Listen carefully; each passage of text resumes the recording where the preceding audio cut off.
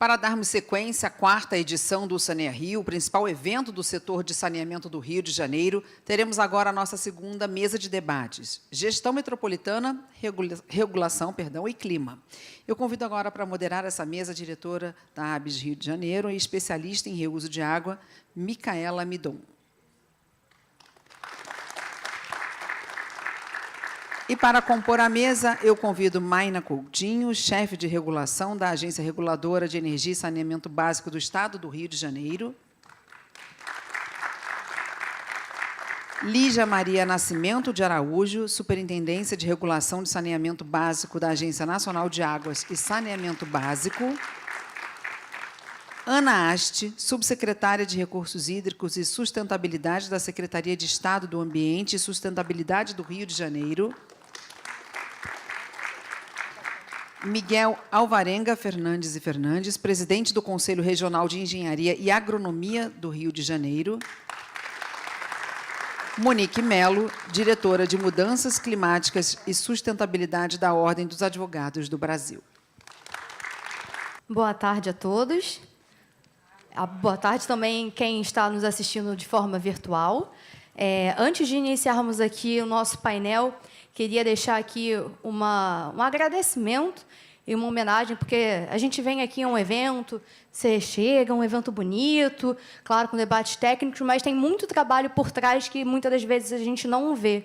Então, mencionar aqui quem fez esse evento ser realidade, né, quem colocou aqui muitas horas de trabalho e esforço para que esse evento saísse. Então, um agradecimento. Vou pedir aqui uma salva de palmas para o Daniel, para a Maíra, para o Anderson, para todo mundo aqui da equipe também da nossa comunicação, que tornou esse evento aqui possível, né?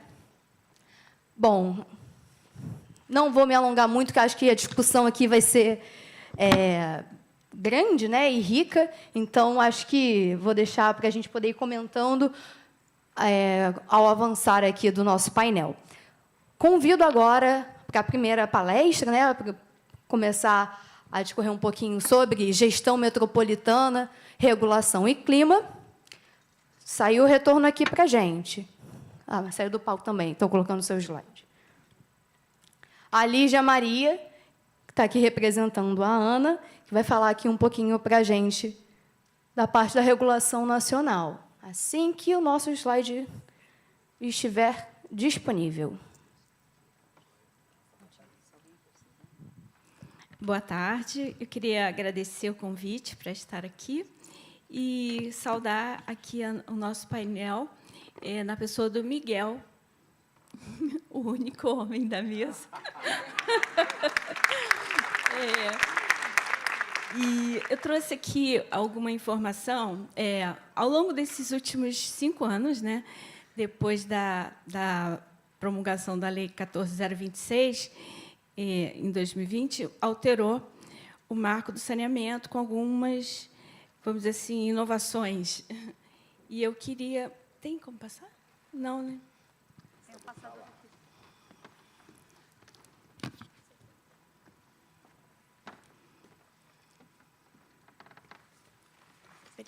Não sei se vai funcionar, né? Aqui. Então, nós tínhamos um cenário fragmentado, né, com uma governança frágil, tanto na prestação de serviços, quanto na aplicação dos recursos e na regulação.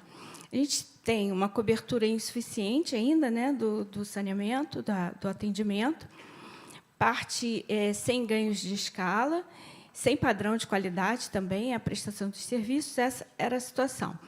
A aplicação de recursos era baixa, a capacidade do Estado de investir no saneamento, então, com investimentos insuficientes. E será que os gastos eram eficientes? E também a regulação. Nós, hoje, temos, no cadastro de entidades reguladoras da ANA, 78 entidades reguladoras, cada uma com os seus regulamentos distintos e atuando, muitas vezes, várias regulando vários prestadores, né? Um mesmo prestador, o que pode gerar uma confusão, uma dificuldade na prestação de serviço. E cerca ainda de 1.000 municípios sem qualquer regulação. É um processo regulatório frágil ainda. E aqui. Acho que não vai funcionar. Eu vou ficar lá. Tá bom. Naquele X ali vermelho. Naquela hora funcionou. Não, você Aí eu que... Aí você aponta para cima agora. Sim. Então, as principais alterações, poderíamos resumir em 5, que o marco legal, que a alteração do marco trouxe. A universalização do saneamento, com metas, né, para água e esgoto, de 90% para esgotamento sanitário, 99% para abastecimento de água, e regras no acesso a recursos, né? Uniformização e harmonização da regulação, como uma orientação, e também a prestação concomitante dos serviços de abastecimento de água e esgotamento sanitário. Porque o esgotamento sanitário, o atendimento aos municípios é um percentual muito baixo ainda, e a lei traz como diretriz que, onde tem abastecimento de água, tem que ter o esgotamento sanitário. E a competição no acesso aos contratos ganhou uma certa segurança regulatória e jurídica, com essas alterações, e também a regionalização da prestação de serviços, para dar um ganho de escala. Os números, nesse período do atendimento, tanto de água quanto de esgotamento sanitário, ainda não refletem os investimentos que foram feitos, possivelmente porque as obras ainda estão em andamento e a gente não percebe, então, um aumento do atendimento. Inclusive, no último dado de 2023, com a mudança do SNIS para o Sinisa, houve alguma alteração no cálculo dos indicadores, então a gente pensa até numa redução. A gente tem trabalhado na ANA com o atendimento por bacia hidrográfica também, porque é interessante utilizar os setores censitários que eles conformam melhor, né, com os limites das bacias. Então, a gente, chamando atenção aqui para a bacia do Paraíba do Sul, ela tem um atendimento, tanto de água quanto de esgoto, maior do que o Brasil. E ela está... Aqui é o número 4, né? Vocês podem ver. Aqui, nós temos o Rio de Janeiro. O que acontece no Rio de Janeiro? Nós temos 17 municípios que já têm, no esgotamento sanitário, a universalização, né, maior ou igual que 90%. No entanto, temos 18 municípios com menos de 15% de atendimento. E isso é um percentual muito grande, assim, porque tem uma boa parte também que não atendeu ao chamado do Sinisa, não informou. Então, a gente vê uma dificuldade ainda no Rio de Janeiro. Com relação à drenagem, a gente, de manhã, viu um percentual muito pequeno também de municípios que têm plano diretor de drenagem e outros índices também muito baixos desse serviço. Já resíduos sólidos, pelo menos na coleta, nós temos 91% no Brasil. Falando mais especificamente sobre a regulação, a gente tem uma expectativa de que no Brasil tenha 107 ou mais entidades reguladoras.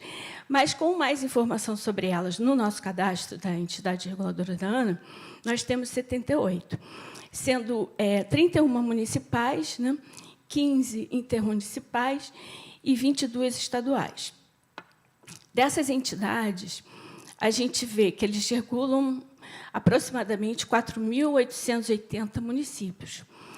Mas a gente ainda tem, sem regulação, 1.103 sem regulação de abastecimento de água, 1.766 municípios sem regulação de esgotamento sanitário e para resíduos sólidos, um déficit ainda maior, 4.855 municípios sem regulação de resíduos e 5.518 sem regulação de drenagem.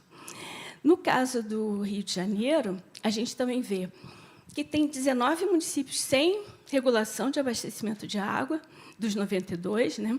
31 sem regulação de esgotamento sanitário, 82 faltando para resíduos sólidos e 91 para drenagem. Somente Macaé tem regulação de drenagem.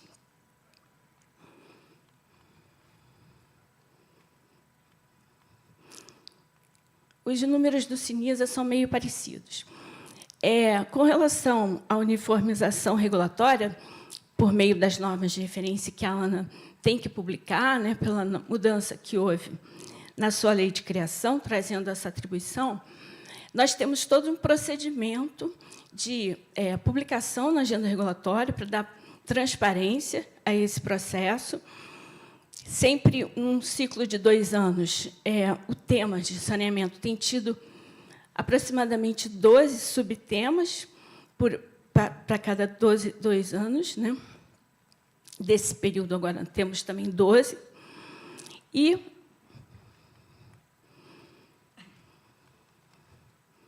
na elaboração das normas, nós temos um procedimento todo regrado, normatizado, por meio de uma resolução que trata da qualidade do processo regulatório e também um manual de elaboração de normas de referência.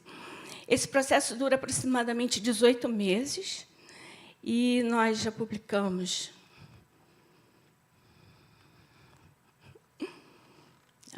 Publicamos 12 normas até agora, sendo 2 de resíduos sólidos, uma de governança, uma de resíduo de drenagem e 8 sobre abastecimento de água e esgotamento sanitário.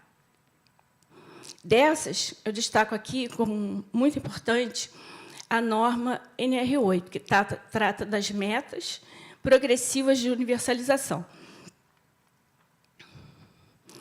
Ela traz as responsabilidades, né, para o titular do serviço de universalizar os serviços no território como um todo, tanto na área urbana quanto na área rural. E a possibilidade de atendimento por soluções alternativas com serviço prestado, né, com coleta do lodo das fossas, levando para a estação de tratamento de esgoto, sendo que essas soluções elas devem estar em normativos das entidades reguladoras, como as soluções adequadas para serem utilizadas, né? E traz também a importância de se conectar à rede existente, quando ela existe, né, do cidadão, e também a obrigatoriedade, né, da entidade reguladora e do titular sobre essa fiscalização.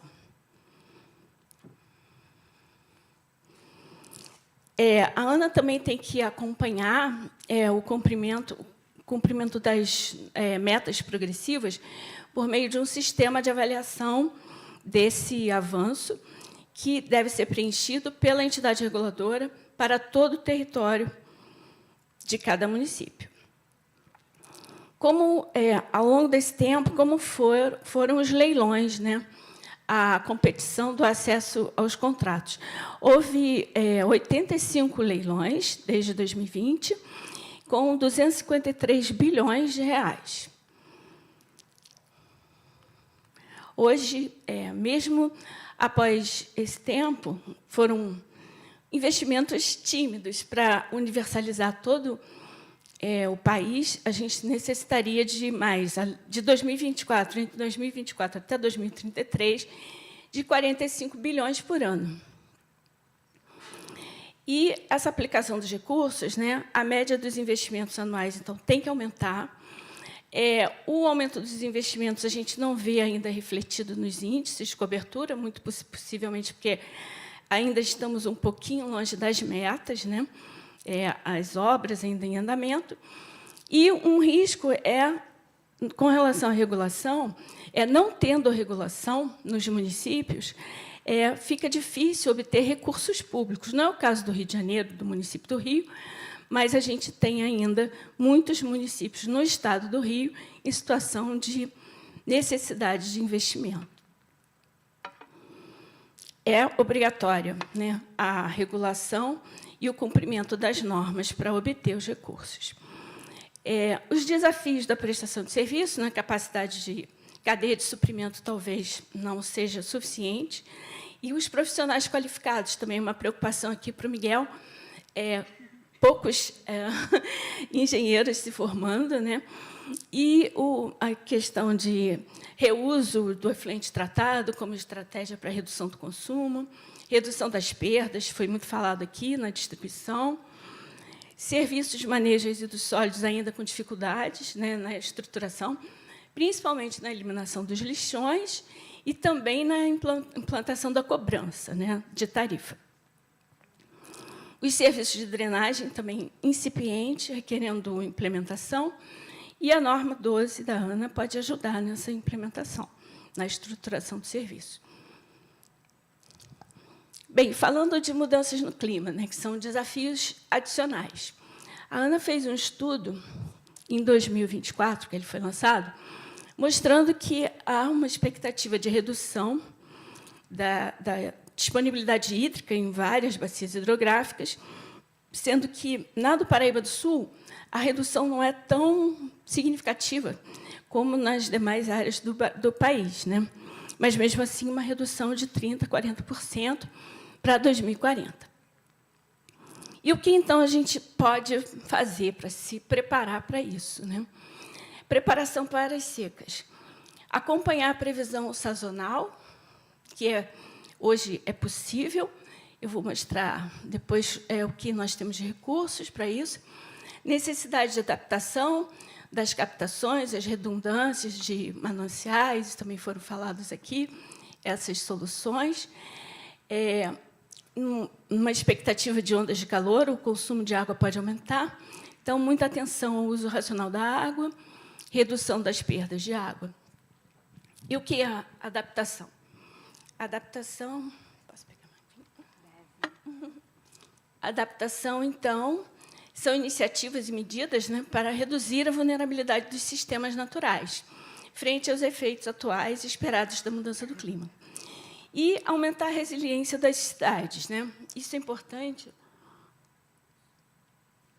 Promover o manejo sustentável das águas pluviais, com soluções baseadas na natureza, o incentivo a práticas conservacionistas na área dos mananciais, pagamento de serviços ambientais é uma medida interessante. E o que seria essa previsão sazonal? O INPE, né, o CPTEC, tem um modelo que faz uma previsão para mensal ou trimestral, uma previsão sazonal de 4 meses a 3 meses à frente, e com antecedência, né, de até 6 meses. E essa previsão é baseada também na persistência o aumento da temperatura da superfície do mar, no efeito do fenômeno El Niño, né? Que, na região, o El Niño, os episódios de El Niño, né, de situação de quente no Pacífico, ele tende a aumentar a precipitação na região sul e sudeste, diminuir na região nordeste e na região norte. E, em episódios de Laninha, acontece o contrário.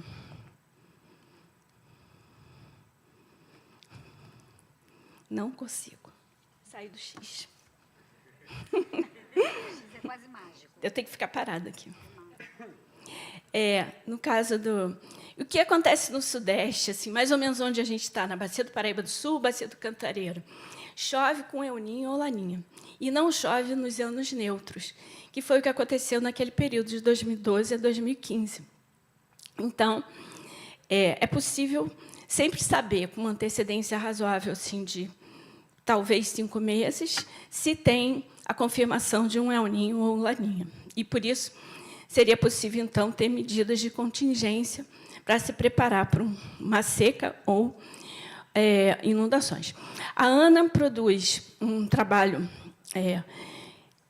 persistente já desde 2011, 12, do monitor de secas, né, com a publicação mensal da situação das secas persistentes. Hoje, por exemplo, a última previsão é de uma seca no Nordeste, na região do Cantareira e na região do Paranaíba e do Paranapanema. E os índices, né, de segurança hídrica, eles mostram, no longo prazo, para 2035, quais são as regiões mais afetadas, né, por uma diminuição desse índice ou de um índice melhor. E, no caso do Nordeste e da Bacia do São Francisco, e também no sul do país, para 2035, a gente teria uma situação mais crítica. E como a gente pode se preparar para utilizar toda essa informação, né? Com o sistema de alerta precoce, que o Estado do Rio tem, né? O INEA tem, com as salas de situação com apoio da ANA, que o INEA também tem, e a regionalização. Aqui no Estado não houve, teve blocos de licitação, né? Mas a maior parte do Brasil optou pelas micro-regiões ou unidades regionais.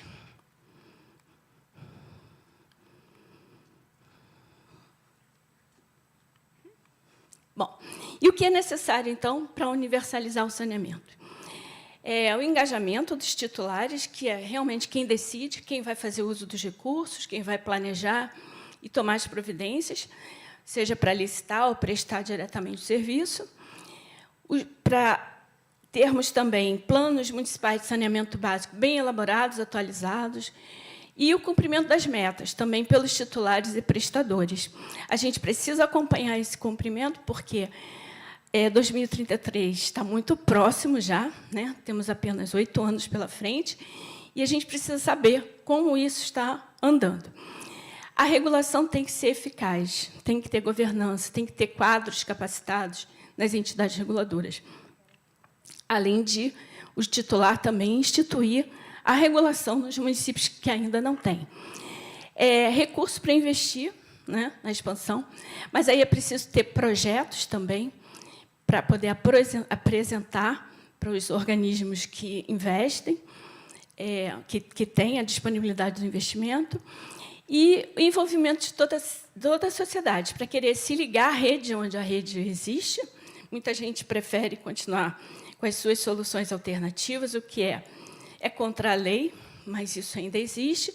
É preciso muito trabalho de conscientização da população. E um trabalho integrado, né, dos titulares, prestadores, reguladores, gestores de recursos hídricos, comitês de bacia e órgãos de controle. A gente vê isso no Estado do Rio de Janeiro sendo exercitado. Aqui, a gente foi falado de manhã, a gente vê uma integração muito grande entre os diversos prestadores, entre o INEA, a Genersa e todos os órgãos, né, estaduais que atuam nessa área.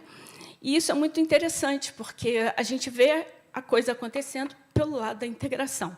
E é importante também inovar, né, as soluções inovadoras para acelerar esse processo e garantir, então, projetos, planejamento e execução das obras.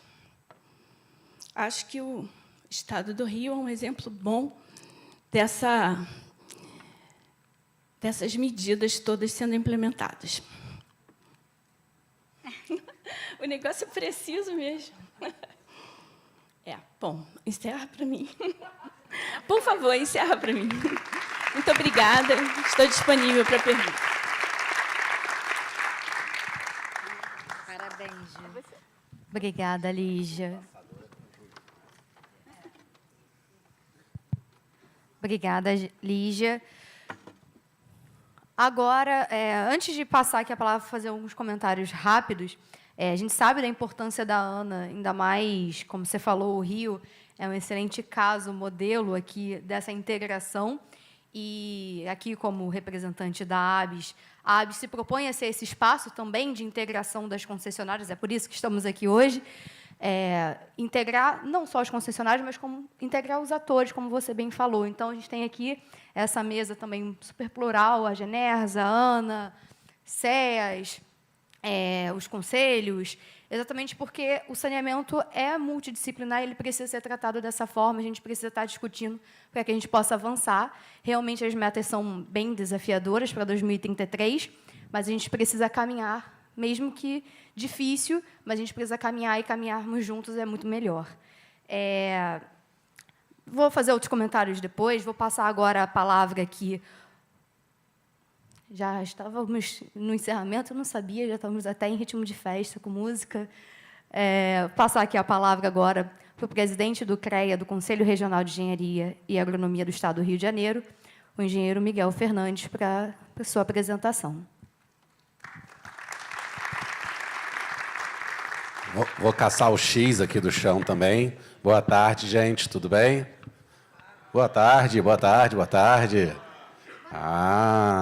Quero saudar aqui a mesa, saudando essa nossa representação feminina massiva aqui do saneamento.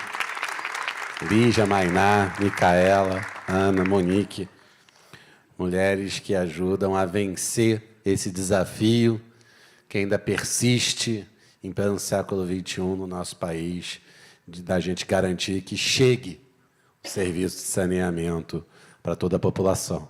Depois vamos discutir eficiência, discutir um monte de coisa, mas hoje, infelizmente, a gente ainda briga, né, e é uma briga árdua para garantir o básico, que é o saneamento. Eu fico muito feliz, estava comentando, né, Ana, antes de começar, ver um projeto que eu idealizei lá atrás, quando eu era presidente ainda da ABS, hoje andar sem eu precisar nem perder mais um fio de cabelo que eu não tenho para que ele aconteça. Outros que percam, não é isso? Parabéns a toda a equipe que está trabalhando para fazer esse lindo evento. Está maravilhoso aqui, o espaço muito bom. Fico muito feliz de ver cada ano melhor. E é muito importante, porque aqui no estado do Rio de Janeiro, nós temos um processo plural. São vários players que participam, integrados, e aí por isso tão importante um evento como esse, para que a gente possa estar discutindo soluções que impactam significativamente num sistema onde, se um falha, todo mundo acaba tendo que pagar essa conta, todo mundo leva esse prejuízo. Então, é sobre isso que eu tento trazer aqui, né, no tema de saneamento e segurança hídrica. Aqui é a lógica da discussão da gestão metropolitana e regulação em clima, que é a temática da mesa.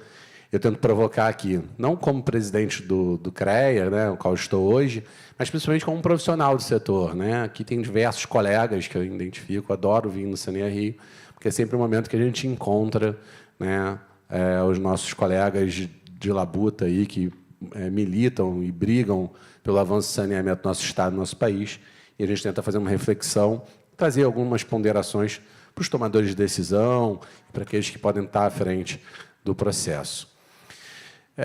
Eu ilustrei aqui, né, eu estou pegando nossa questão da região metropolitana do Rio de Janeiro.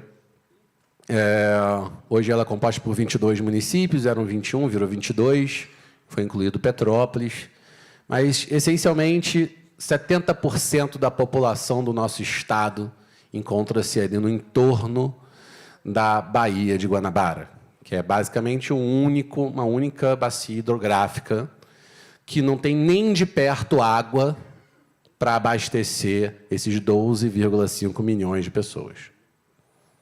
Então, para a gente garantir a segurança hídrica dessa população, que hoje está na faixa de 82,5%, de acordo com o último dado que eu peguei lá, se eu estiver desatualizado, vocês me perdoem, que já tem um tempo que eu não monto palestra técnica, mas também não vai fugir dessa ordem de grandeza. Nós temos aí um desafio muito grande que vem de uma centena de anos, desde a origem do início da ocupação, centenas de anos, da origem da ocupação da cidade do Rio de Janeiro para o Estácio de Sá. Para quem não sabe, a primeira grande guerra de ocupação da cidade é pela briga do domínio da Foz do Rio Carioca, onde o Estácio de Sá morre, se eu não me engano, 1565, uma coisa assim. E nós temos essa briga pela disponibilidade da água. A água está muito vinculada, né, a questão da renda, né? Da questão do desenvolvimento econômico e social da região. É quase que, se fizer uma curva de correlação, aonde há disponibilidade e abastecimento de água, há maior IDH, há maior renda per capita, há mais desenvolvimento social e econômico naquela região, como a gente pode ver aí nesses 2 mapas da região metropolitana do Rio. Vamos ver se eu consigo... tá difícil mesmo. Veja você, eu estou com o pé em cima do X e não está indo. E como eu vinha falando, né, essa briga pela disponibilidade de água nessa região, ela é longa.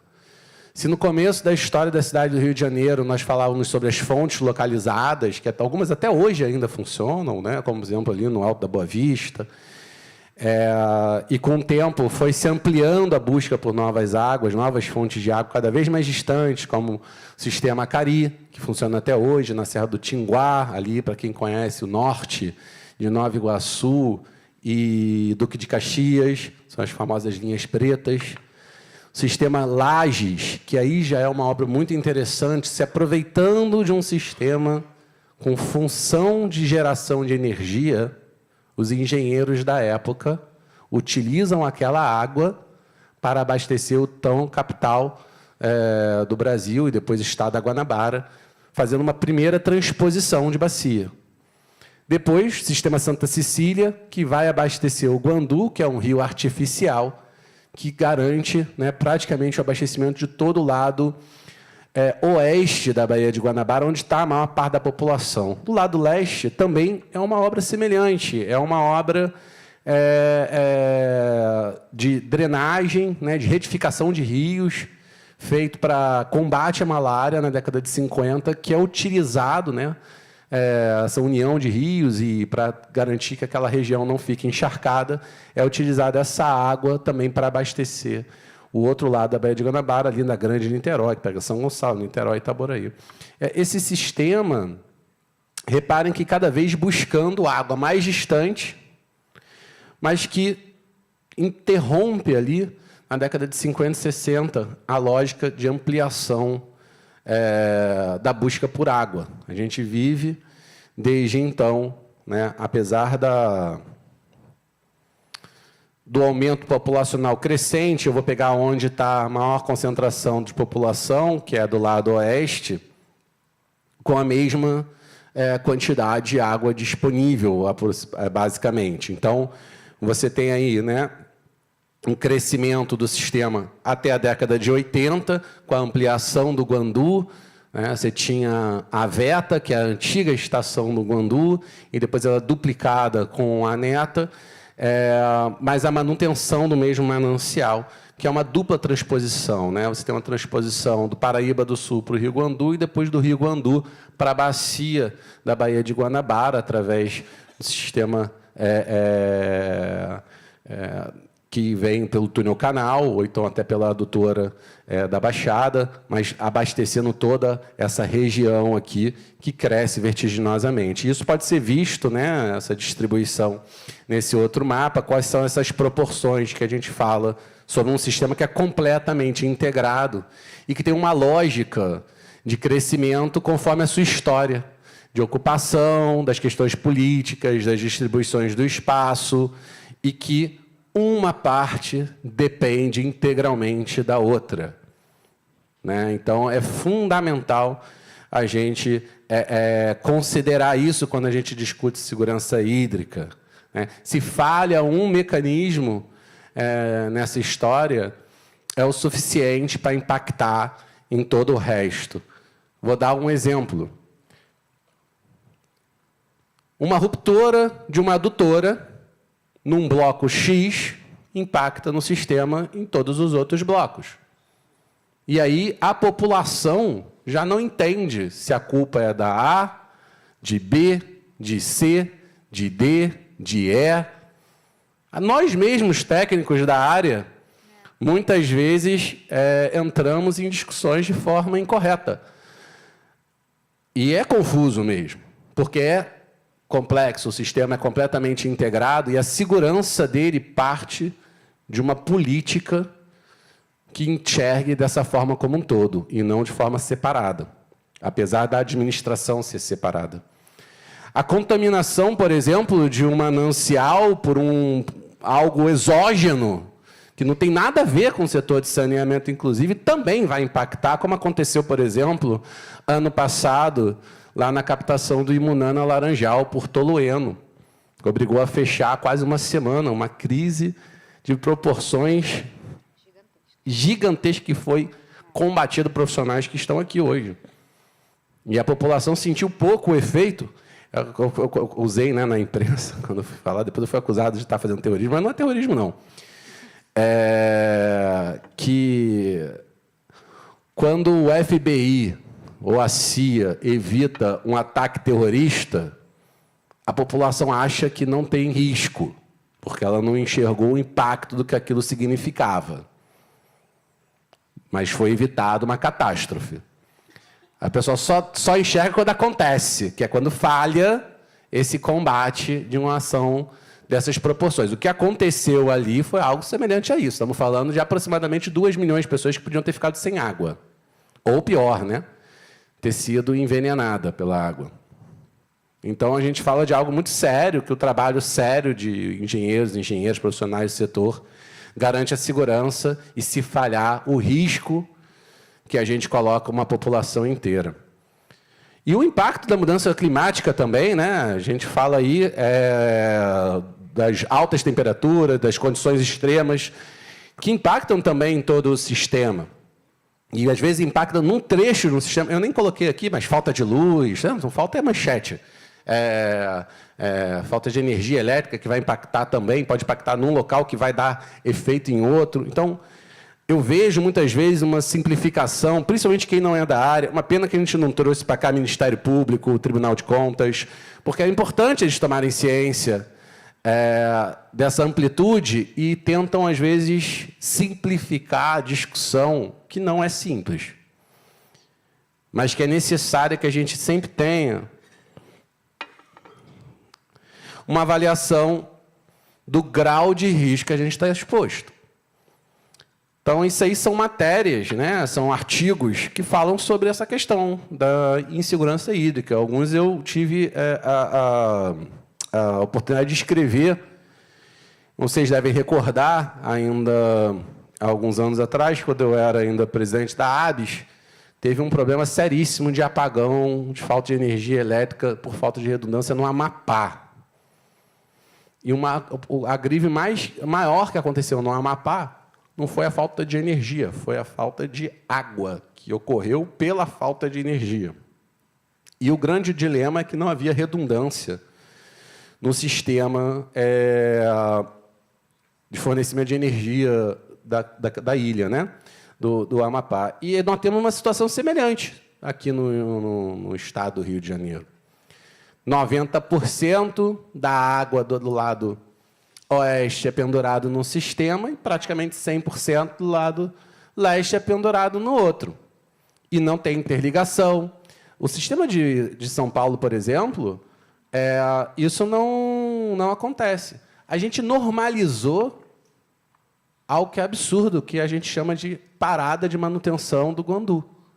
Isso não existe no mundo, faltar água numa região do tamanho que a gente tem, de 9 milhões de pessoas, por uma semana, porque óbvio que precisa parar para fazer a manutenção. Não estou dizendo que não deva parar. Não é isso. Tem que parar, qualquer obra. Depois a gente vai falar sobre ciclo de vida daqui a pouquinho, mas nós normalizamos a parada de fornecimento de água. Isso é um maior defeito e qualidade do ser humano, essa capacidade de adaptar. Importante pela sobrevivência, problemática, por a gente transformar em algo normal, que não deveria ser normalizado. Então, nós temos ainda, né, o desafio de obras que estão completando 100 anos, que são fundamentais para a garantia do fornecimento de água. Obras que precisam passar, talvez, aí, por uma revitalização ou até por substituição completa.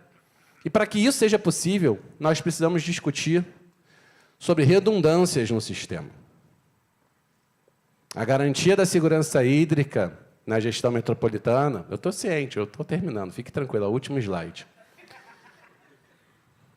A garantia da segurança hídrica, ela passa pela discussão, sim, da qualidade da água, sem sombra de dúvidas, mas, principalmente, pela concepção de que não seja um sistema único.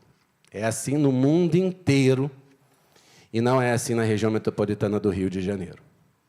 Eu espero que esse recado ecoe daqui para os tomadores de decisão. Ano que vem, nós teremos eleições, e isso tem que estar na pauta da política estadual. Porque é uma crise que ainda não aconteceu, eu espero que não aconteça. Eu gostaria que a gente não vivesse ela, mas pode ser por sorte, por não vivê-la, ou pode ser por tomada de decisão de fazer as devidas obras de infraestrutura para garantir essa redundância. E é isso que eu estou aqui apresentando para vocês, é isso que a frente do Conselho a gente vai apresentar no que vem aos candidatos do governo do Estado. Então, sistemas fortes são os que sistemas fortes não são os que nunca falham, mas os que não colapsam quando falham, porque a falha é inerente, pode acontecer, e a gente tem que estar preparado para lidar com elas. Muito obrigado, boa tarde a todos.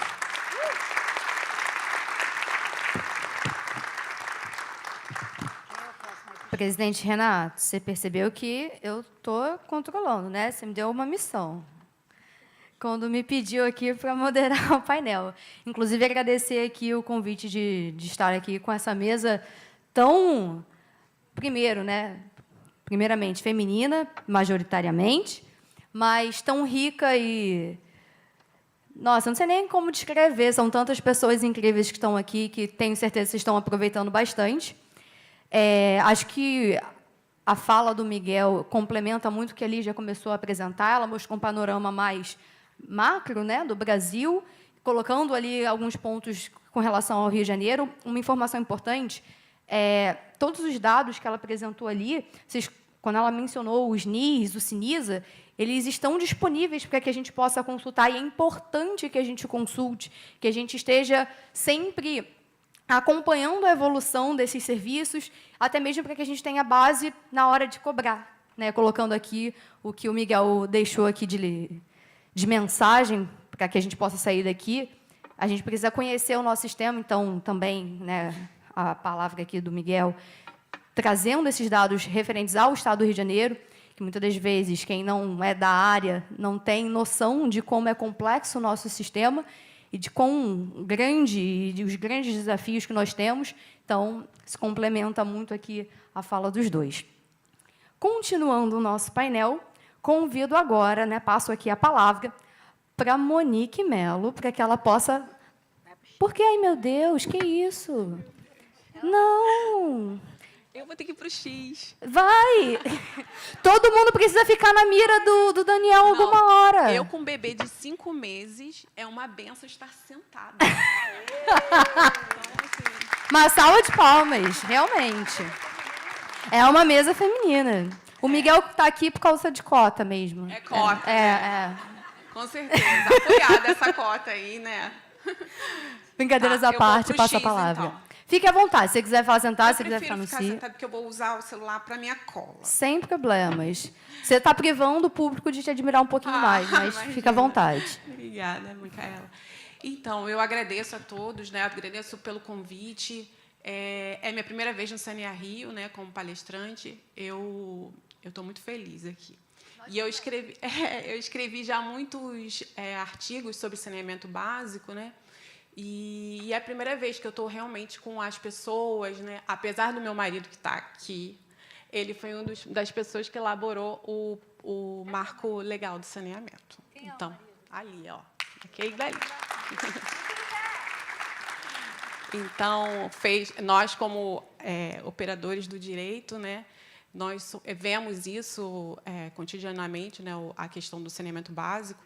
E eu sou diretora, né? Como já falaram aqui, eu sou diretora de mudanças climáticas da OAB Rio de Janeiro, mas hoje eu não estou para falar como diretora.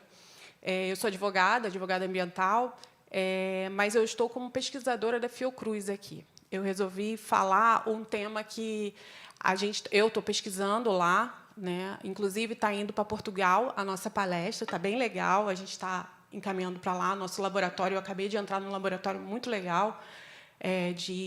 o Instituto Nacional de Ciência, Tecnologia e Inovação, que tem dentro da Fiocruz, e eu fui aceita, então eu estou muito feliz. E a gente está fazendo uma pesquisa que é sobre um elo invisível sobre a educação e a falta de saneamento básico.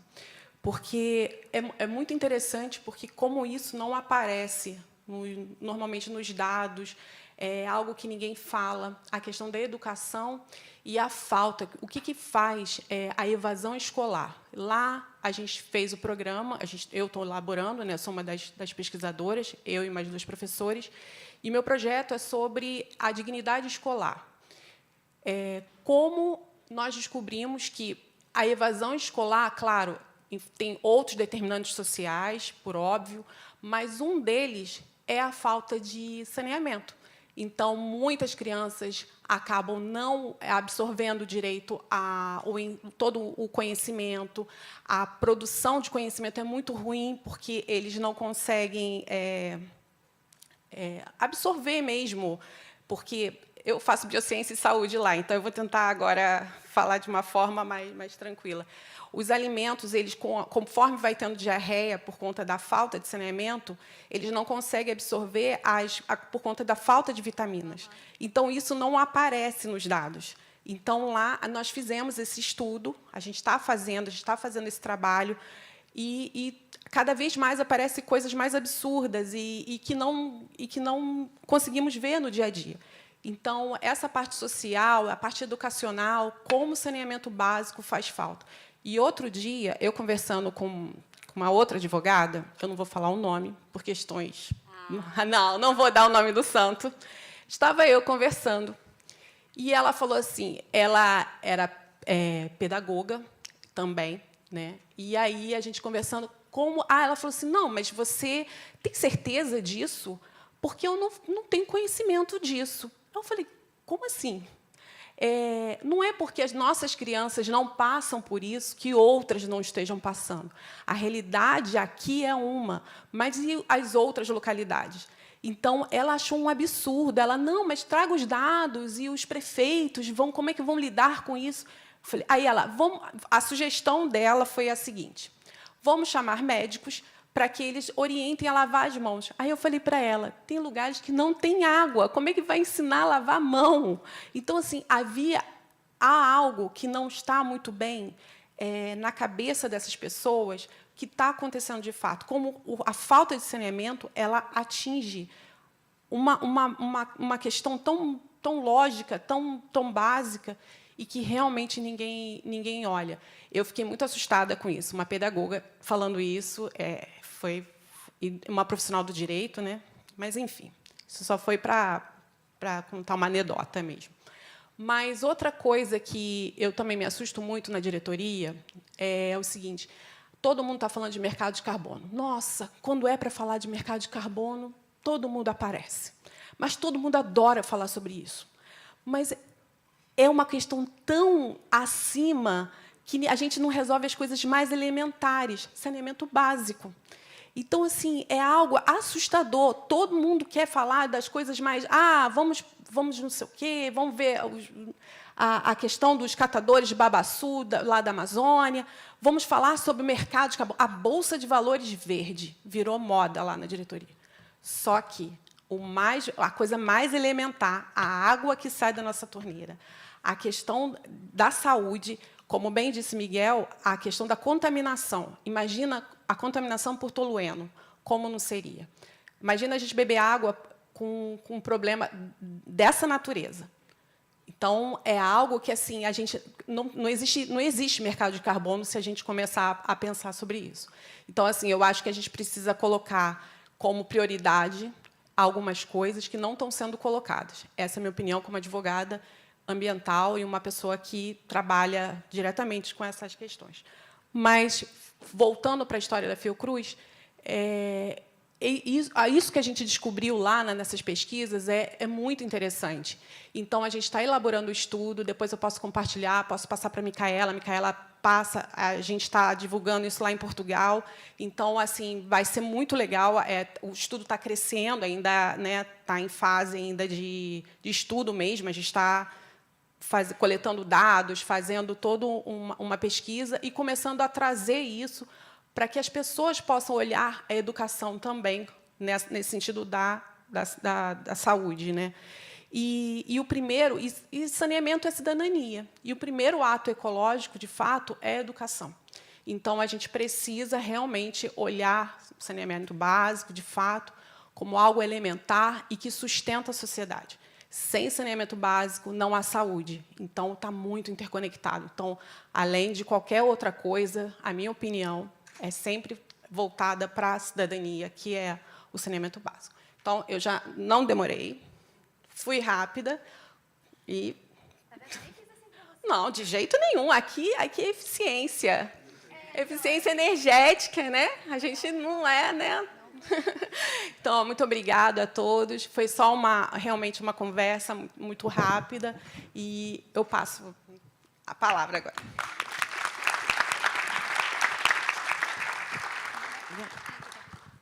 Obrigada, Monique.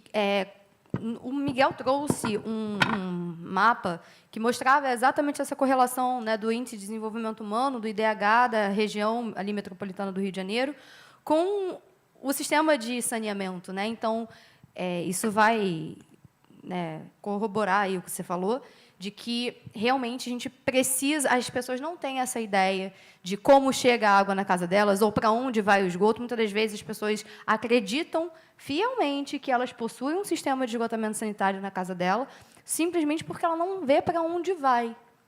Mas isso nem sempre é verdade. Muitas das vezes não é ainda, infelizmente, na nossa realidade aqui no Brasil. E essa pesquisa, com certeza, vai evidenciar esses números que a gente está aqui comentando. E é importantíssimo, parabéns pela pesquisa. A gente precisa também trazer, como mencionei, os dados da ANA, os dados aqui que o Miguel trouxe com relação ao Rio de Janeiro.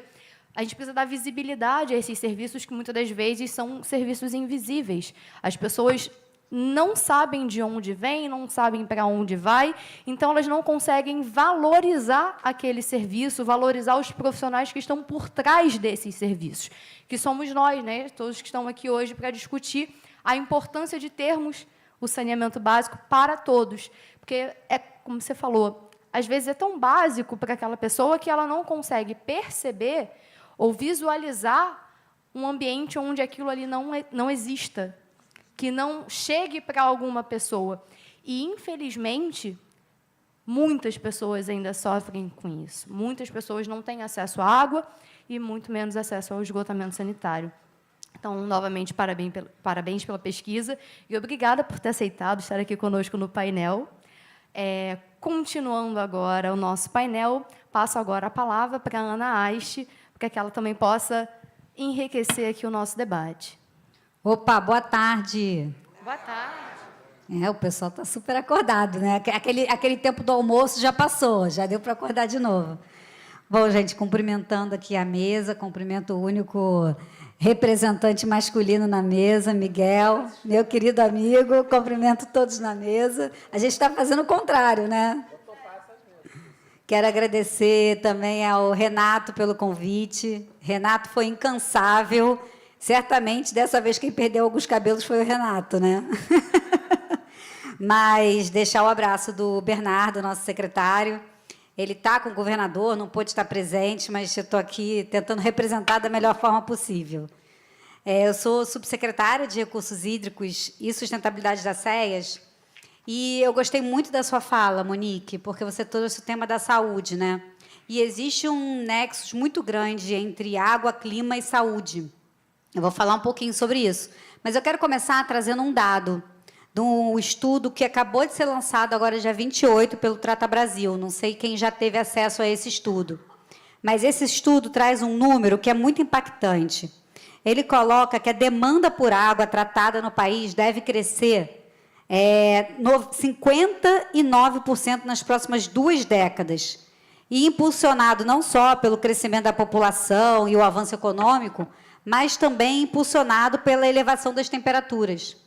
Então, a gente vê a questão das mudanças climáticas ligadas diretamente ao aumento da demanda de água. E, por outro lado, a gente vai ter também uma perspectiva de crescimento, aumento da escassez hídrica, pelos mesmos motivos, né? Então, como é que a gente segue para as próximas 2 décadas com previsão de maior escassez hídrica e a previsão de maior demanda de água? Como é que essa conta fecha? E eu acho que todo mundo que está presente aqui nessa sala, que a gente está aqui num evento extremamente técnico, né, tem um papel importante nessa trajetória, né? Tem mais uma informação aqui que é interessante, que é o seguinte, ó, o impacto combinado do aquecimento global e das perdas na rede de distribuição, então não dá mais para ter perda, né, gente? Porque a gente não vai poder se dar esse luxo mais.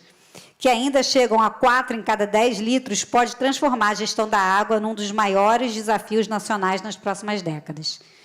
Então, a gente está falando aqui de algo que realmente vai ser o foco da atenção para a sobrevivência mesmo, né, da população, da humanidade, e, em especial, as populações mais vulneráveis, né, que tem mais dificuldade de acesso à água.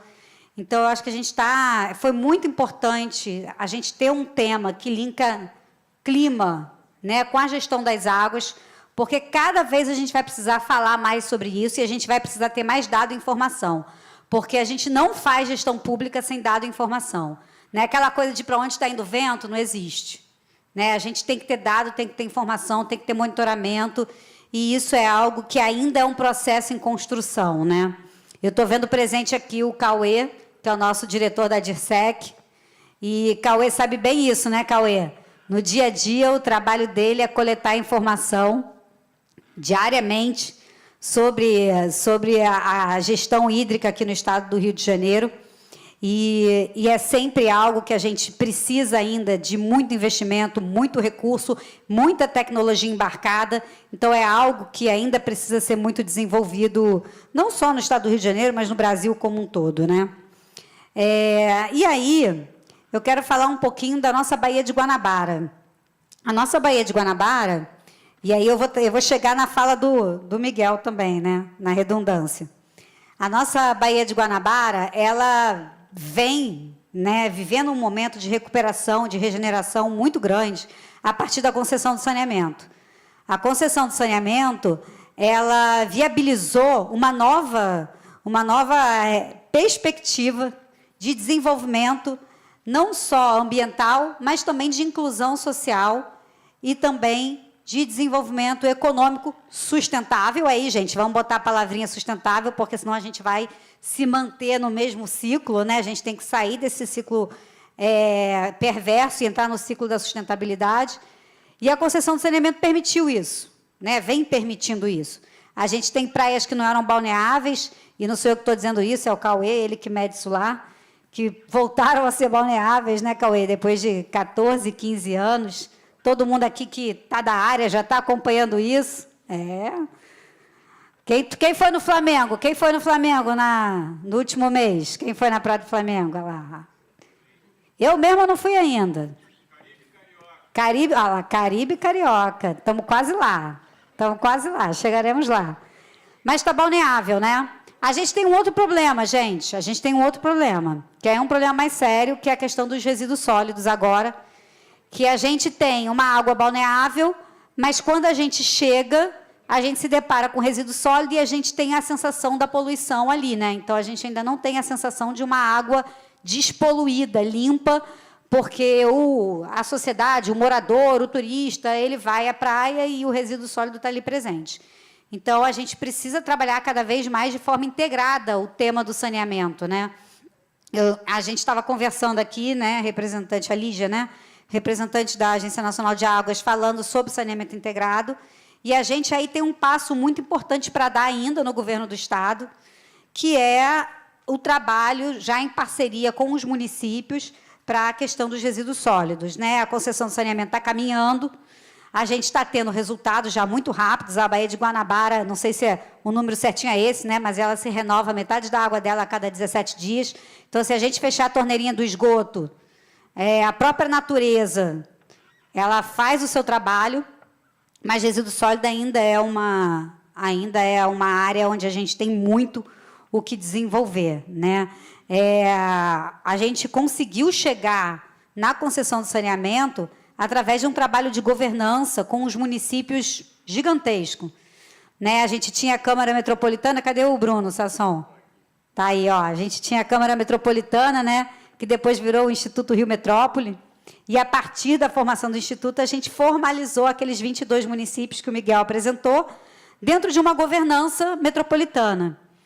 E a governança metropolitana, ela é a base, foi a base para a concessão do saneamento e pode ser a base para uma concessão ou para uma ação relacionada diretamente à questão dos resíduos sólidos, né? Então, no momento em que a gente conseguir enxergar o saneamento integrado como base do nosso trabalho na região metropolitana, enxergar, não só enxergar, né? Ter os dados suficientes, ter as informações suficientes e conseguir transformar isso também numa ação concreta, como foi com a água e com o esgoto, a gente aí sim vai estar dando um passo que eu acho que é decisivo para o Estado do Rio de Janeiro. E quando a gente olha a Baía de Guanabara, o Miguel falou, 70% da população, a gente está falando da região metropolitana, a gente tem ali, enfim, acho que é mais 75% do nosso PIB, está nessa região do Produto Interno Bruto, né, do Estado. A gente está falando de uma região muito densa do ponto de vista de população, são 13 milhões de pessoas, né, e que forma uma tensão muito grande frente a essa região e frente a essa Baía de Guanabara que está ali no centro dela, né? São 54 rios, se eu não me engano. Quem puder me consertar, me conserta, mas que chegam à Baía de Guanabara. Nós temos ecobarreiras em 17 rios, desses 54, né? Então, ainda tem um trabalho muito grande para fazer, mas vem aí o cinturão de tempo seco, que está licenciado, e que vai ter um papel aí também de captar esse esgoto difuso que chega pelos rios na nossa Baía de Guanabara, como foi feito em Araruama, né? Então, é uma perspectiva para os próximos 10 anos de muita melhoria da qualidade ambiental, com todos esses investimentos que estão sendo feitos. E isso vai gerar para a gente uma nova oportunidade, que é o que a gente vem chamando de economia azul. Quem aí já se deparou com esse termo, economia azul, só para eu ter uma noção?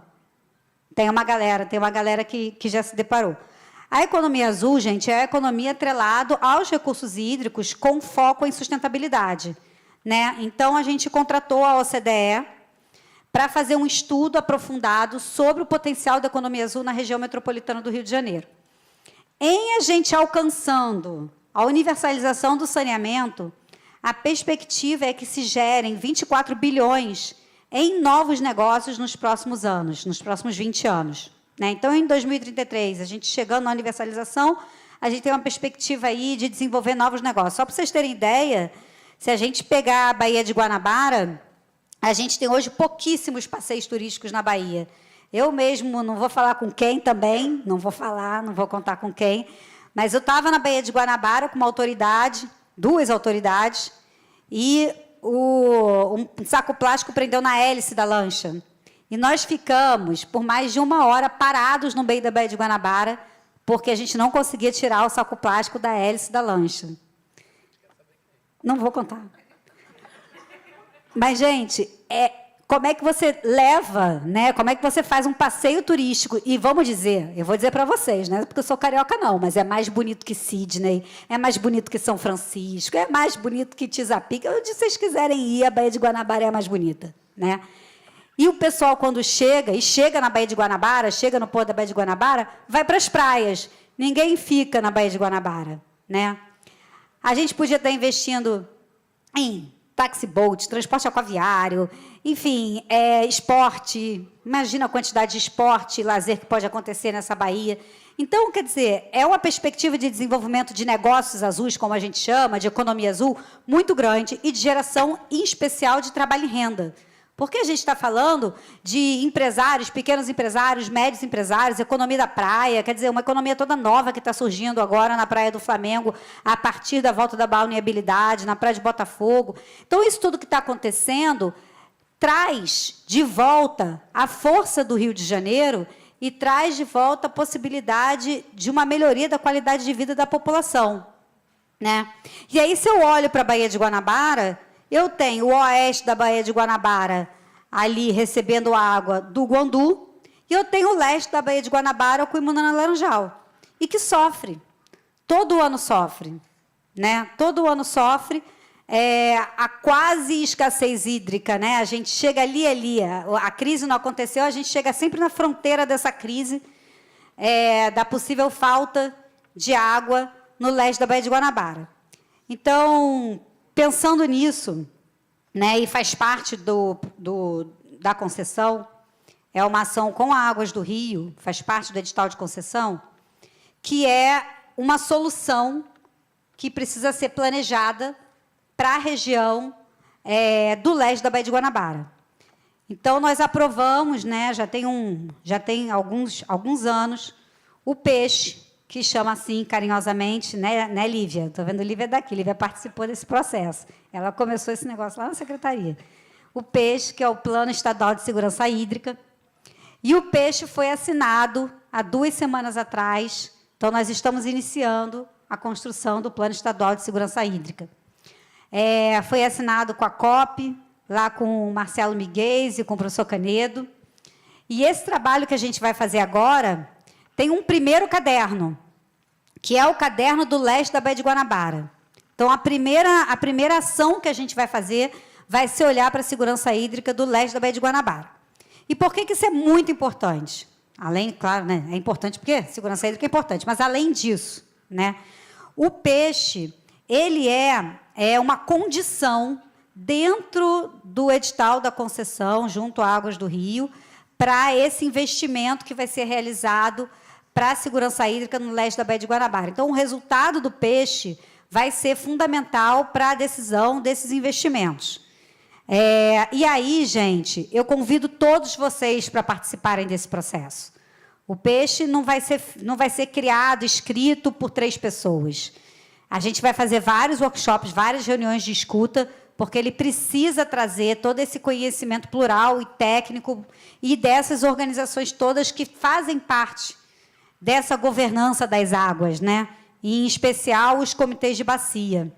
Então, esse trabalho que vem sendo feito de planejamento, ele é a base para a gente pensar, e ele vai ser trabalhado com uma visão de 20 anos, que vai trazer junto a questão climática, porque em 20 anos a gente vai ter uma alteração muito grande. Eu não sei se alguém aqui teve acesso ao documento do PNUD, que fala que a gente vai ter uma perda de 5% do litoral do estado do Rio de Janeiro até 2100. É uma perda gigantesca, 80% da população está nessa região. Então, a perda ela vai também entrar por dentro da região da Zona Oeste, por dentro da região da Baía de Guanabara. Então, como é que a gente vai se proteger desse processo, né? Então, isso tudo, a intrusão salina, que vai ser cada vez mais frequente, especialmente lá no Paraíba do Sul, a gente vê isso muito forte, ali na região. Eu dei um tchau para a câmera, gente, eu não resisti. Ele veio aqui com um negócio tão, uma grande angular aqui. Mas, enfim, então, dentro desse trabalho do peixe, aí eu trago um pouquinho da fala do Miguel, né? O sonho de consumo, tá, Miguel? O sonho de consumo é a gente pensar exatamente essa conexão entre o leste e o oeste, né? É um projeto que conecte o Guandu com o Imunana Laranjal e, quiçá, ainda a região dos lagos. Então, a gente criar uma redundância é urgente. A gente ter uma redundância dos sistemas é urgente. Quando a gente esteve na COP do Egito, a gente passou por Israel. E Israel vive essa redundância, né? Ele tem essa redundância. Israel que alguém aí me corrige também, mas é praticamente do tamanho do estado do Rio de Janeiro, e que tem essa redundância, né? A água ela está nas 2 pontas do país. Então, a gente pensar essa redundância e transformar ela em projeto para que isso possa ser executado de fato é o grande desafio do peixe hoje, tá? Bom, então, dentro dessa perspectiva da segurança hídrica, depois me diz o meu tempo, tá? Que eu estou falando aqui livremente. 1 minuto? Meu Deus. Dentro dessa perspectiva da segurança hídrica, da Baía então, vamos voltar. Então, nem vou mais falar dos comitês de bacia. Eu ia falar de comitê de bacia, gente. Mas, enfim, a gente está num momento muito positivo, né? Os nossos reservatórios estão bem nesse momento, né? São Paulo não, mas a gente está bem nesse momento. Mas falta reservação, falta muita reservação em várias áreas do Estado. E isso também é algo que tem que ser pensado com muita seriedade dentro do nosso plano estadual de segurança hídrica, precisa ser calculado, pensado, estudado, para a gente poder, de fato, né, ter uma segurança hídrica pensando que a gente vai ter cada vez mais escassez hídrica para frente. Do mesmo ponto que a gente tem o excesso de água. E aí a gente tem os eventos extremos. E aí a gente tem excesso de água e não consegue reservar essa água. A gente perde essa água para o mar. Essa água doce que cai, ela saliniza no mar e a gente perde uma água que poderia estar sendo reservada. Então, quer dizer, a gente tem um trabalho gigantesco. Eu falo a gente, eu estou incluindo todo mundo aqui, tá, gente? Todo mundo aqui tem um papel nessa história. A gente tem um trabalho muito grande enquanto sociedade, enquanto atores, né, da gestão hídrica no Estado do Rio de Janeiro, que é conseguir entender como isso vai ser possível. Mas não adianta a gente tentar resolver o problema de hoje. A gente já tem que estar pensando em resolver o problema daqui a 20 anos. A gente tem que estar com a visão de 20 anos na frente. 20 anos, como é que a gente vai estar? A Ana está calculando isso também. Como é que a gente vai estar daqui a 20 anos? E hoje a gente trabalhar um plano estadual de segurança hídrica que está projetando a segurança hídrica para daqui a 20 anos. Eu acho que esse é um desafio gigantesco que junta o clima. E aí, para fechar meu 1 minuto, eu acabei nem falando do centro da Baía de Guanabara, mas, enfim. Vou puxar a questão da saúde que você trouxe, né? Esse nexo causal, enfim, bem claro que existe entre água, saúde e clima, né? Quando a gente começa a ter um aumento de temperatura, escassez hídrica, a falta de água cada vez mais forte, a gente afeta cada vez mais a capacidade da população, né, em ter qualidade de vida. Isso afeta diretamente a nossa saúde. E aí existe um conceito que foi cunhado, não sei se foi na Fiocruz que foi cunhado, mas a Fiocruz é quem defende esse conceito, que é o conceito da saúde única. Eu não sei se alguém aqui já ouviu falar sobre o One Health. Não é plano de saúde, gente. Esse conceito de saúde única é um conceito que a gente falou muito agora na Conferência dos Oceanos. E é um conceito que fala que a saúde humana está atrelada completamente com a saúde ambiental. Então, enquanto a gente tiver uma sociedade baseada apenas em infraestrutura cinza, né, sem ter, por exemplo, a utilização de soluções baseadas na natureza para aumentar a capacidade de preservar a água no solo, né, enquanto a gente não tiver um ar com qualidade, é outra coisa que o Cauê fica fazendo também lá, que é medindo a qualidade do ar, né, Cauê? Enquanto a gente não tiver cada vez mais infraestrutura verde aliada a esse processo, que foi uma das falas também da Lígia, a gente vai estar cada vez mais distante dessa saúde única, porque a gente vai estar cada vez mais distante de um ambiente saudável e que vai afetar diretamente a saúde dos nossos filhos e dos nossos netos. Só para terminar, Miguel, o meu 1 minuto já passou, né? Só para terminar rapidamente, eu quero contar para vocês que no meu 2º dia na secretaria, foi em 2020 isso, outubro de 2020, a gente estava em plena crise da geosmina. Plena crise da geosmina. Tinha caído o presidente da SEDAI na época, era uma crise. Estava vivendo a crise. E Mainá estava comigo na época, no Comitê Guandu, né, Mainá? E eu fiz um sobrevoo. Pela primeira vez eu voei de helicóptero na vida, quase morri de medo, enfim, pânico total no parquinho. Mas subi lá em cima e de lá eu vi o Guandu, pela primeira vez, visto de cima.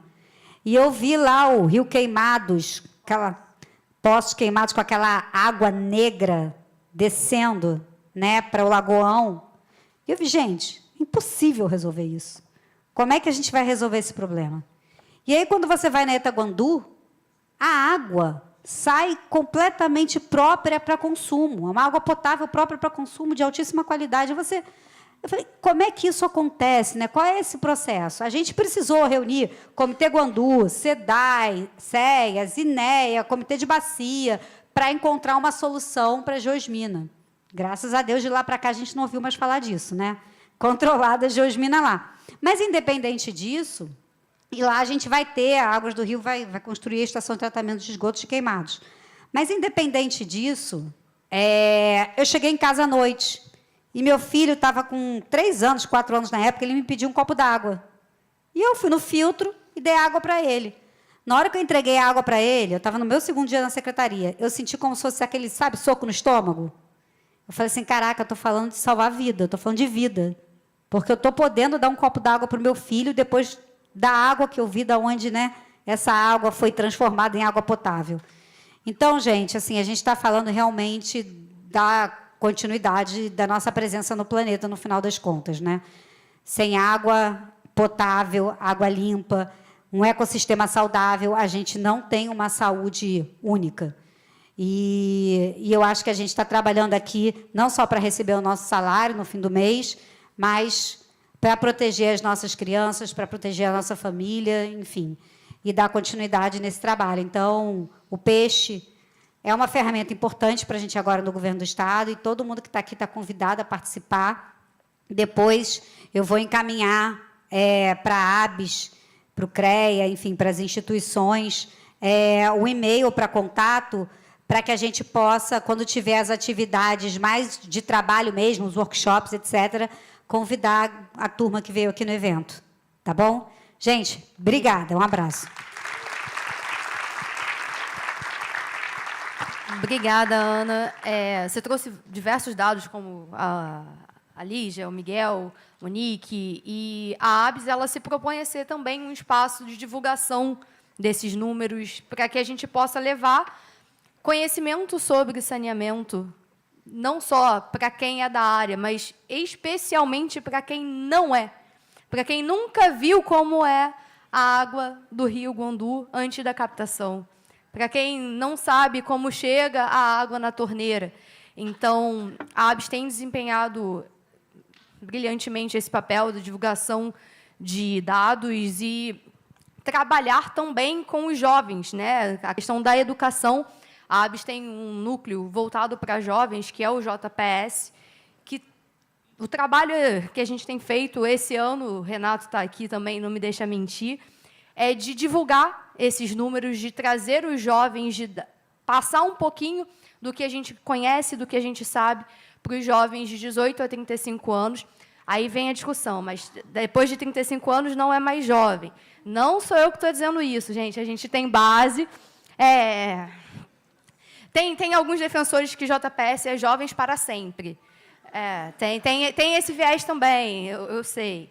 Mas a ONU coloca que jovem até 35 anos, e como a gente tem já um acordo internacional, a gente precisa respeitar essa idade. Então, fica aqui um dever de casa para vocês também, ajudar a gente a divulgar um pouquinho do que a gente tem falado aqui no evento. O evento está sendo transmitido, está no YouTube. Divulgue isso também nas suas redes sociais. Mostre para uma pessoa que não é do setor, para que ela também saiba um pouquinho do que a gente está falando aqui. E, claro, se puderem, divulguem o JPS, para que a gente tenha mais jovem. A gente foi na ETA Guandu, a gente foi numa estação de tratamento de esgoto. Teremos agora a de drenagem, fomos lá em Seropédica, no aterro sanitário, a gente foi em cooperativa em São Gonçalo. Então, a gente está levando esses jovens para entender o que é, de fato, o saneamento. Tivemos algumas palestras, então, também deixar aqui para que vocês nos ajudem a divulgar. Por último, mas não menos importante, para finalizar aqui o nosso debate, eu vou convidar a Mainá para poder falar também. E um registro aqui. Aqui atrás está o QR Code para as perguntas que vocês quiserem fazer. Vai ficar aqui aberto enquanto a Mainá está falando. Quando ela acabar, a gente vai direcionar as perguntas de vocês aqui para os nossos palestrantes. Mainá, obrigada por ter aceitado. Obrigada, Micaela. Bom, primeiro de tudo, né, cumprimentar a mesa na figura da Micaela, agradecer, em nome do presidente Rafael, o convite do Renato para que a gente pudesse estar participando aqui do debate, principalmente reconhecendo a riqueza do evento e o pioneirismo, né? Eu sou suspeita para falar, porque eu tenho um carinho muito grande pelo Saneamento, porque eu participo desde da primeira edição. E eu acho que a gente vem aqui realmente não só, lógico, a gente vem muito para aprender, porque a gente assiste as palestras e a gente vem com esse viés do aprendizado também, mas, principalmente, porque aqui, quando a gente encontra outros atores que estão imersos nesses ambientes de decisão, a gente também constrói soluções, né, visando o futuro através desses debates. Então, também não vou me prolongar muito, em razão também do avançar da hora, e porque a Lídia, que me antecedeu brilhantemente, fez um panorama regulatório muito rico, né, dos desafios regulatórios, inclusive falou do Rio de Janeiro, então não teria motivo para eu repetir essa parte enquanto agência reguladora daqui do Estado do Rio de Janeiro. Mas queria pontuar só algumas coisas bem rapidamente. Quando a gente está falando da gestão metropolitana, lógico que, como bem falado por todo mundo, a gente está falando sobre a qualidade de vida da população, são questões que permeiam mesmo o cotidiano da população. E a agência reguladora ela tem um papel fundamental, inclusive nessa governança metropolitana, através de garantir que os serviços sejam prestados para o usuário com boa qualidade, com eficiência.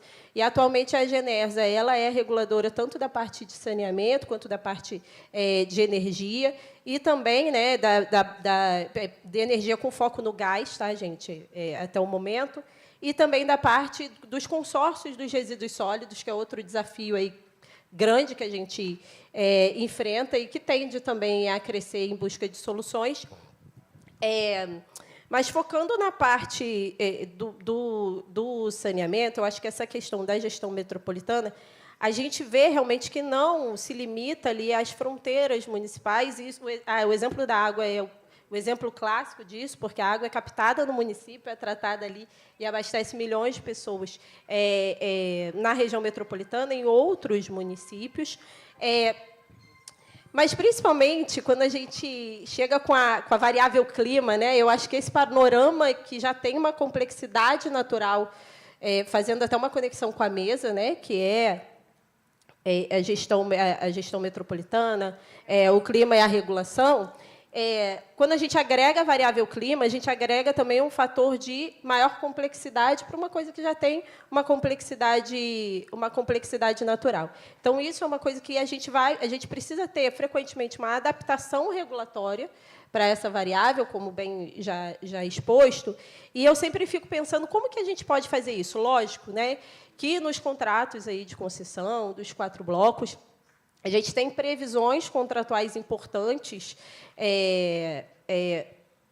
para a gente se adaptar, né, de mitigação, por exemplo, o plano verão, o plano de contingência, mas a gente, de fato, precisa ir além disso. Eu sempre me pego pensando sobre isso e voltando aí um pouquinho, né, Ana, quando a gente esteve representando o governo do Estado lá no Egito, na COP27, uma coisa que me marcou muito foram as falas em direção a como que você garante realmente que as metas climáticas elas sejam perseguidas, elas tenham resultado, e essa dificuldade, inclusive, de monitorar essas metas, de assegurar que elas estejam sendo cumpridas.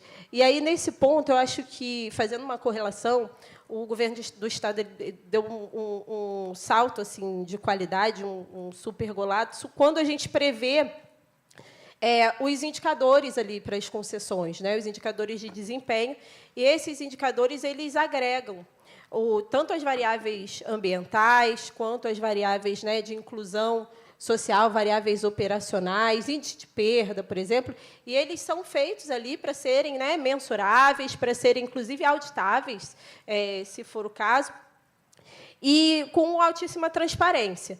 E isso é feito, o pessoal da Câmara Técnica de Política Econômica Tarifária, que vê isso também diariamente, não me deixa mentir, que estão aqui também da agência, isso é feito de maneira a impactar ali na arrecadação das concessionárias, né? Então, eu acho que isso é um golaço em termos de você poder monitorar, né, esses avanços, garantir alguns avanços ambientais, porque, realmente, essas falas lá na COP27, se realmente todo mundo é ambientalmente correto, é ESG, por que a gente tem tanta dificuldade em avançar verdadeiramente nesses temas com resultados mais concretos? É uma conta que não fecha. E muito do que foi falado, na época, foi sobre essa dificuldade de você monitorar, sobre a dificuldade de você ter realmente a concretude sobre o cumprimento dessas metas climáticas. E aí, quando a gente ainda agrega aqui no âmbito dos nossos contratos, né, pegando esse panorama macro e botando para a nossa realidade aqui, a gente agrega ainda o fator do verificador e certificador independente, que é uma outra forma de você garantir mais transparência, auditável. Então, é mais um salto ali, diferencial, que é um modelo que, inclusive, está sendo replicado para outros estados, que foi um grande gol aí da nossa concessão de saneamento. Inclusive, esse certificador e verificador, agora só agregando também material para quem quiser consultar, ele tem um outro produto que a agência previu, né, que é um dashboard público com altíssima transparência para o acompanhamento desses indicadores à luz ali dos prazos contratuais. É um acompanhamento quase que simultâneo, né? Lógico que tem um período ali de verificação desses dados, de tratamento, para que possa estar pronto para a transparência, mas todos vocês que estão aqui, todos nós, então, podemos lançar mão dessa ferramenta também de monitoramento, de controle social, que é o dashboard que está lá no site da agência, refletindo esses dados para acompanhamento, e que é uma ferramenta de aprimoramento contínuo desde o momento que a gente pensou essa ferramenta, né? Porque, inclusive, a gente aceita sugestões. Nossa, eu acho que precisa fica melhor se tiver assim, fica melhor de outro jeito. Então, esse é um produto que é de aprimoramento contínuo. Então, qualquer um de vocês que queira entrar no site da Genersa e observe esse dashboard e queira, inclusive, sugerir melhorias, etc., a gente está aberto à sugestão, inclusive os órgãos de controle. Então, acho que isso também é um grande ganho fazendo esse paralelo, né? E um outro ponto, só para fechar também a minha fala, para eu não me delongar muito, para a gente pensar como que a gente tem que ser criativo, muitas vezes, eu acho que criatividade seria até a melhor palavra, para concretizar, de fato, uma universalização do acesso ao saneamento que seja, de fato, inclusiva, né? E, nesse aspecto, hoje, inclusive, a Micaela depois vai me complementar, mas está tendo o pré-lançamento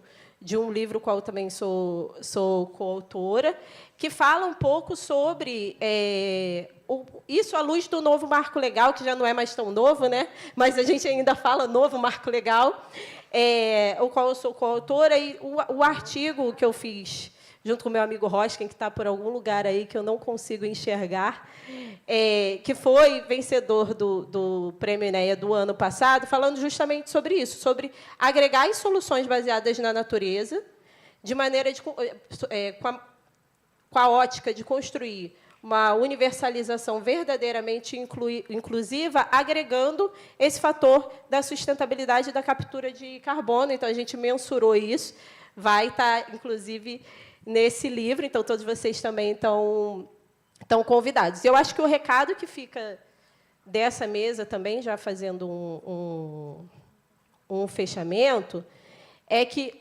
nenhuma solução vai ser uma solução estanque, né? A gente não pode pensar que as soluções vão ser fixas, até porque o panorama que a gente tem hoje é de que tudo é muito dinâmico, de fato, né?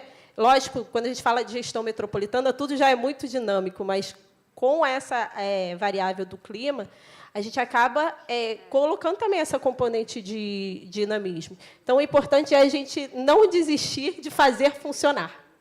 Então, era isso que eu tinha para falar, pessoal. Obrigada mais uma vez. Obrigada, Mainá. Gente, quem se interessar pelo livro, ele ainda vai ser lançado. Hoje a gente está fazendo um pré-lançamento. Essa aqui é a capa, só para vocês já conhecerem como é que ele vai ser. Cada capítulo é escrito por grupos, né, com temas diferentes. Eu também estou com um capítulo aqui com a professora Ana Silvia, falando um pouquinho sobre reuso de água e como o novo marco, né, que não é tão novo, como a Mainá falou, trata o reuso de água, quais são as perspectivas para o reuso de água para os próximos anos. Então, está super interessante, tem diversos outros capítulos. Além desse, a ABS ela também divulga, vende e traz aqui, né, na sua editora, diversos livros técnicos. A gente tem ali um stand, depois convido vocês a irem lá, conhecer os livros que já foram lançados. E também, se vocês quiserem saber um pouquinho mais desse, que vai ser lançado ainda, procure lá no estande da ABS. Tem aqui o Benito, o Renato Castilho, que estão com livros lá, o Douglas também. Está à venda o meu livro também de reuso de água. Deixei esse para o final. Esse aqui é pré-lançamento, ele ainda não está pronto. Isso aqui é só meramente ilustrativo, para vocês poderem conhecer. Mas tem livros que já foram lançados, estão disponíveis para compra, os autores estão aqui, todos eles, então vocês vão conseguir conversar com o autor, tirar algumas dúvidas e etc. Falando em tirar dúvidas, tivemos aqui algumas perguntas registradas no QR Code. Cadê a nossa mestre de cerimônias com as perguntas? Oi? Eu que vou perguntar? Mudaram? Deixou esse momento para mim. Obrigada. Eu gosto de ter o meu momento. Obrigada. Então, tivemos aqui... foi no QR Code, mas já me passaram aqui as perguntas. Tivemos algumas perguntas, mas por conta do avançar da hora, a gente selecionou somente 2, infelizmente, para que a gente pudesse otimizar aqui o nosso tempo para o próximo painel. Então, vou fazer aqui a primeira pergunta para a Lígia. Há, em algum outro município do Brasil, uma agência ou entidade reguladora que regula prestadores de serviços públicos de saneamento que atuam somente em parte do município, assim como acontece aqui no Rio de Janeiro, com a Rio Águas, que regula os serviços... No caso, a Rio Águas não é de esgotamento... Calma. Continuando. Na área da P5, a ANA observa essa possibilidade de delegação da regulação e fiscalização dos serviços de água do esgoto de todo o município do Rio de Janeiro para uma única agência municipal de saneamento? A ANA não se posiciona em relação a isso, mas o que a lei, né, 11.445 traz é que a delegação da regulação pelo titular deve ser para todo o município. Mas isso quer dizer que não é para delegar a regulação só a uma parte do município e deixar o restante sem regulação. O que aconteceu aqui aconteceu em vários outros municípios que tiveram uma concessão inicial antes desse momento e que a concessão teve que ter uma regulação associada e houve uma regulação apenas para para aquela prestação dentro do município. Tem vários casos. O que acontece no Rio de Janeiro é que a Fundação Rio Águas foi a reguladora da concessão, né, em 2012, da AP5, e depois, mais tarde, com as outras concessões, veio a Agenersa, que passou a regular o saneamento também no município e nas demais áreas. Isso, o que é o ideal? É que, sendo 2 reguladores, que as normas das 2 entidades reguladoras sejam iguais, porque você não vai poder ter, por exemplo, agora, na comprovação do atendimento da norma de universalização, era pedido que o município, que a reguladora, né, editasse uma norma sobre soluções alternativas adequadas. Não é possível a Agenersa publicar uma norma sobre soluções alternativas e a Rio Águas publicar outra. O ideal é que haja uma convergência, um acordo entre as 2 entidades reguladoras para a aprovação de uma única norma. Isso acontece no estado, por exemplo, de Goiás, temos lá 5 reguladores. O que elas fizeram? Para atender às normas de referência, elas publicaram normativos, um só normativo, todas as entidades reguladoras assinando um só normativo. O ideal seria que isso fosse possível entre a Agenersa e a Rio Águas, na questão do esgotamento sanitário, né? É isso. Obrigada. A segunda pergunta, para a gente encerrar aqui o nosso painel, é direcionada à Ana Aiche. Os avanços de balneabilidade observados no Flamengo, Botafogo, Glória, podem chegar de forma consistente à região da Ilha do Governador e do Fundão? O que precisa ser feito na prática para que essa melhore, avance para este lado da Baía de Guanabara? Olha, bom, em primeiro, o próprio avanço do saneamento básico, né? O próprio avanço do trabalho das concessionárias e da melhoria das estações de tratamento de esgoto. A outra é o cinturão de tempo seco, que vai estar exatamente passando pelaquela região. Então, acho que o cinturão de tempo seco, ele, quando estiver pronto, né, perspectiva aí de 5, 6 anos... Tem alguém da Águas do Rio aqui? Não? O cinturão de tempo seco, a perspectiva aí de 5, 6 anos para ele estar funcionando, vai ser o grande divisor de águas dessa melhoria da qualidade da água na região, né? Especialmente ali da região da Ilha do Governador, do fundo da Baía de Guanabara, onde onde você não tem uma grande troca hídrica, né? Onde a água ali ela é mais lenta. Então, seria mais nesse sentido, sabe? Eu acho que são duas ferramentas importantes. O que é fundamental, que é o fechamento do esgoto, né, que vai acontecer em toda a região, melhoria da qualidade dos rios que chegam ali, mas, em especial, o cinturão de tempo seco, a gente vai ver uma melhora muito grande, da mesma forma como aconteceu em Araruama. Nossa perspectiva é, daqui a 10 anos, isso dito pelo Bianchini, lá na Águas do Rio, é de que daqui a 10 anos, e aí o Miguel pode falar também sobre isso, que o Miguel também tem uma visão sobre isso, né, Miguel? Mas de que daqui a 10 anos a gente vai estar com uma Baía de Guanabara muito mais, com uma saúde muito melhor, especialmente depois da implantação do cinturão de tempo seco, né? A gente já vê, por exemplo, a gente tem alguns indicadores, marcadores ambientais, né, que são importantes para isso. Então, a gente vê, por exemplo, agora não sei quem já ouviu falar que a gente tem uma cidade de tartarugas ali na praia de Botafogo.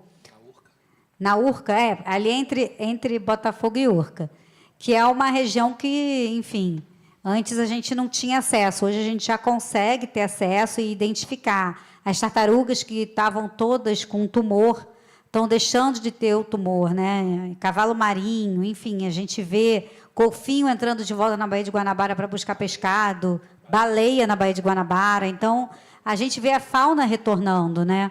E isso é um marcador ambiental melhor do que qualquer outro indicador que a gente possa ter de qualidade da água, né? Porque eles não viriam se a melhoria da qualidade da água não existisse. Mas é claro que, para trás da ponte Rio-Niterói, você tem menos troca de água, né?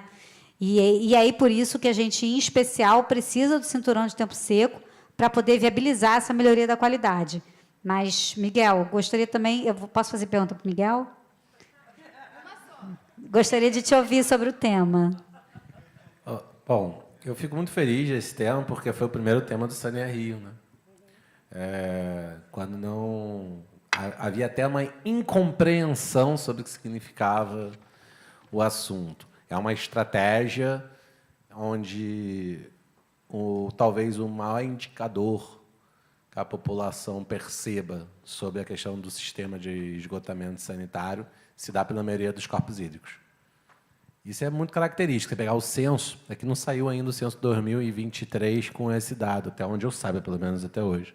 Mas pegar o de 2010, ele não dialoga com os SNIs, porque dá altíssimo a referência sobre o que a população responde ao censo sobre presença de sistema de esgotamento sanitário, sobre o que é o dado oficial encaminhado pelas concessionárias, que tem distorções.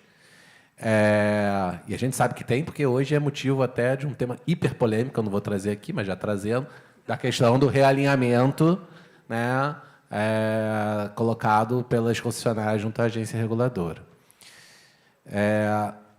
O fato é que a população entende que, com o afastamento do esgoto, do contato direto, existiria já o sistema de coleta de esgoto, o que é, conceitualmente, até o Benito aqui pode me dar uma aula muito mais profunda sobre isso do que eu, é o primeiro indicativo de saúde pública, você não ter o contato direto.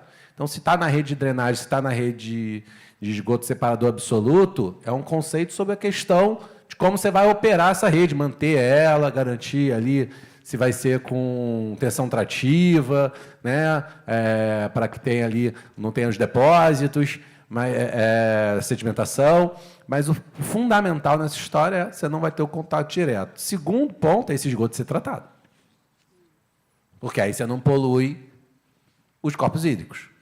Né? Então, para você poder tratar esse esgoto, você tem que coletar ele em algum ponto e levá-lo a uma estação de tratamento adequado. No conceito da captação de tempo seco, você está buscando coletar ele em tempos de que não esteja chovendo, né? E fazer esse tratamento. Então, o custo operacional ele é basicamente o mesmo, que muda, talvez, é uma discussão sobre o custo de implantação de CAPEX nessa história, que tem, sim, uma mudança significativa, porque não teria rede ali, às vezes, adentrada. Você vê a dificuldade de Japeri e Queimados. Você puxou, agora já era, porque eu estou louco para falar sobre isso mais tempo. Mas, em Japeri e Queimados, que tem a previsão pela concessão de se fazer direto separador absoluto, a dificuldade que a Águas do Rio está tendo de avançar com esse projeto não vai cumprir o prazo contratual naturalmente, porque, por exemplo, em Japeri, doutora Fernanda, minha amiga, prefeita, ela pavimentou 80% da cidade no mandato dela. Agora vem a concessionária que quer quebrar de novo para refazer a rede de separador absoluto, que não vai aceitar a população. Essa é a realidade. Essa é a realidade. Então, se você faz, por exemplo, a captação de tempo seco ali, você já resolve o problema do Guandu. De cara. E já trata aquele esgoto, que vai acabar sendo, por bem ou por mal, a solução que vai acontecer naquela região. Então, e aí o edital fala que não pode nem aproveitar esse sistema dentro do sistema separador absoluto, que é uma incoerência completa, desperdício de dinheiro público, dinheiro da população que investe no sistema, dizer que aquele sistema não pode ser reaproveitado no separador absoluto. Não foi esse o tema, não tem nada a ver com segurança hídrica diretamente, mas indiretamente, mas é um recado que precisa ser dado. É um recado que precisa ser dado. E eu acho que merece até, já provocando aqui, eu já tinha falado com o presidente Rafael da Genersa, a gente fazer um evento para tratar sobre isso. Quer dizer, passado os anos, 4 anos aí, daquele primeiro momento, que foi no Saneamento Rio, como é que se dá a evolução dessa discussão com a norma, né? Você vê, o oriundo daquele evento, hoje, existe uma norma técnica da ABNT apresentando soluções, as concessionárias trabalham tecnicamente desenvolvendo os conceitos mais ajustados para que você tenha uma taxa de quanto vai extravasar, de que forma vai ser, como você vai tratar essa questão dos esgotos, como é que você aplica isso dentro dessas estações, porque tem a variação quando tem a chuva, quando não tem a chuva, então tem toda uma nova gama técnica, inclusive interessantíssima, diga-se de passagem, para quem é da área, quem gosta, de como lidar com essa situação. Então, assim, parabéns a todos os técnicos que estão envolvidos. Está mudando a realidade. Hoje, o que você tem são sistemas que já existiam, que não operavam tão bem, que estão operando, mas você tem aí uma realidade que vai mudar. Inclusive, eu convido aqueles que quiserem ir a São Gonçalo, onde isso já está sendo realizado, e conhecer o projeto Nova Orla para São Gonçalo. Se a política pública de segurança do Estado do Rio permitir, vai ser um projeto que vai desenvolver muito aquela região ali. Né? Aí é outra dificuldade, outro problema que eu vou agora me permitir não entrar em mais uma polêmica aqui. Obrigado.